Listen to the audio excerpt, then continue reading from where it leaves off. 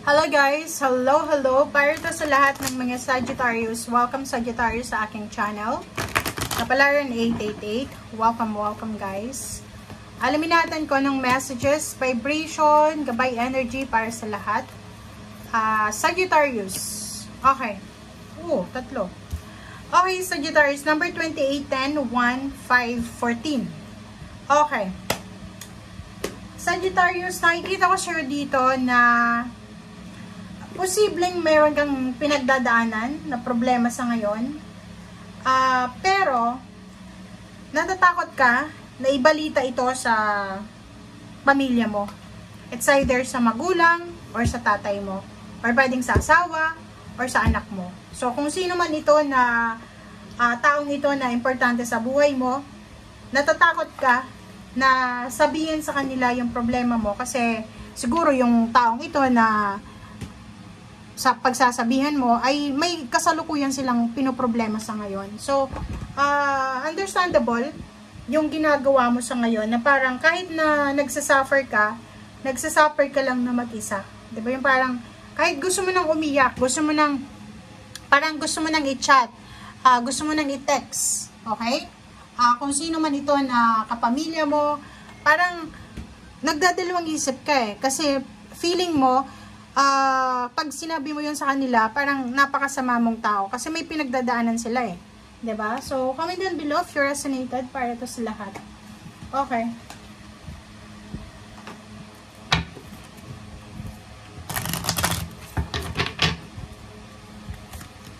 Okay, Solis, Bodies of Water. Wow. True love. Nakikita ko sure dito, paki-comment ka sa comment section. Merong mga Sagittarius dito na namumroblema sila. It's either sa trabaho, sa love life, or sa pamilya. And yung sabi sa'yo dito ng cards mo is spend time near water, such as lake, river, or the ocean to recharge your batteries. And may problema ka sa ngayon. And ang una mong pinagsabihan ng problema mo is isang water sign. It's either Scorpio or Pisces or Cancer. So, nakikita ko sir dito na habang meron kang pinagdadaanan sa ngayon, much better na mag-spend time ka sa mga water sign and sa nature talaga na may water. Kasi yung energy of water ay pwedeng makatulong sa'yo para ma-recharge yung energies mo, yung batteries mo, para makapag-isip ka ng tama, para alam mo yun, parang ma-reverse yung utak natin kung may mga negative thoughts tayo or emotion. Okay? Dito sinasabi ng baraha sa'yo na kung may pinoproblema ka sa relationship, huwag kang masyadong mamroblema kasi you're supported, you're guided ng universe, ng ating Panginoon, sa kung ano man ito na emotion na nararamdaman mo sa ngayon. Okay? Kakaloka yung Sagittarius natin.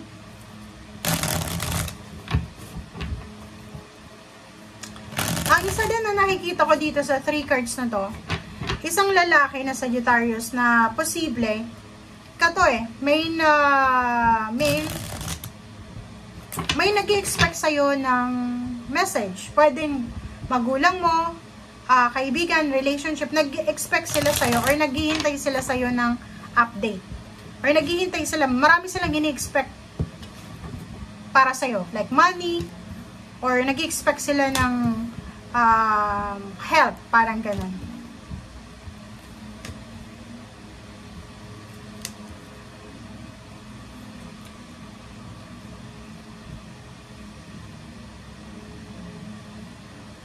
Okay, tingnan natin. Wow. And sa ilalim mo dito is Queen of Pentacles. 4 of Pentacles.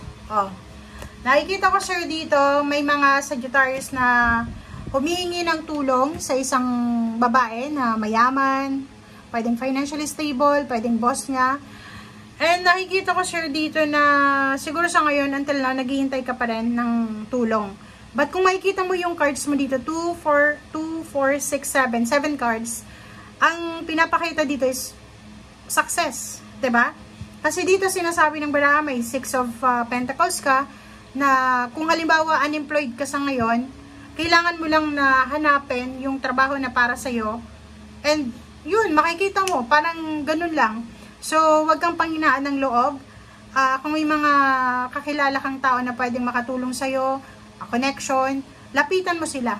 Okay?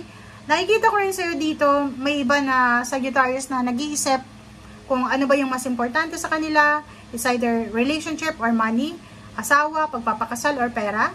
And nakikita ko rin sa inyo dito na Emperor, may mga Sagittarius sa inyo na posibleng ang tagal-tagal nyo nang naghihintay para sa salary increase, sa pagtaas man lang ng posisyon nyo sa trabaho, and until now, wala pa rin nangyayari. But, kung makikita mo itong Ace of Swords, in the future, pwedeng hindi pa siya sa linggong ito, huwag kang masyadong magmadali.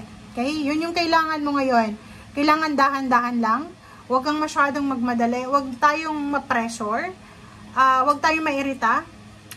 Hintayin mo, kasi dito sinasabi na posibleng yung boss mo, or kung sino man siyang powerful sa buhay mo, posibleng mag-offer siya sa'yo ng contract signing, renewal of contract, new contract, paperwork, documents, good karma, or pwedeng yun, kung ano man tong hinihintay mo na salary increase, higher position, or anything. Okay? And nakikita ko sir dito sa linggong ito, Sagittarius, posibleng makatanggap ka ng isang balita tungkol sa iyong kapamilya, or tungkol sa pamilya mo, and pwedeng marami kayong, like hindi lang ikaw, kung may mga problema ka sa pera or sa emotion mo, intimate relationship, yung kapamilya mo, yung iba sa kanila ay posibleng nagse-celebrate. Yung sineselebrate nila, hindi dahil sa naghihirap ka, yung celebration nila because nakuha nila yung wishes nila. Parang ganon. So, ang nakikita ko sure dito, this week, parang ang pakiramdam mo, unfair ng life. Parang iniisip mo na, bakit kaya ako, palagi akong nagsasuffer alone? Bakit kaya yung pamilya ko? Parang ganon. So, comment down below yung mga Sagittarius dito na nagsa-self-pity. Okay? Huwag kang mag-self-pity kasi ang daming victory and success, celebration, new beginnings na sinasabi ang baraha sa'yo dito. Tumingin ka lang sa left and right mo. Okay? Huwag kang mag-steady dyan sa comfort zone mo. Kasi, pag lumabas ka sa comfort zone mo, marami kang makikita na posibilidad, oportunidad para sa'yo. Kasi napakasipag mo eh. Magaling ka makisama, magaling ka sa lahat. Masipag ka, friendly ka din. So, walang problema sa'yo. Ang kailangan mo lang, mag-explore ka. Explore.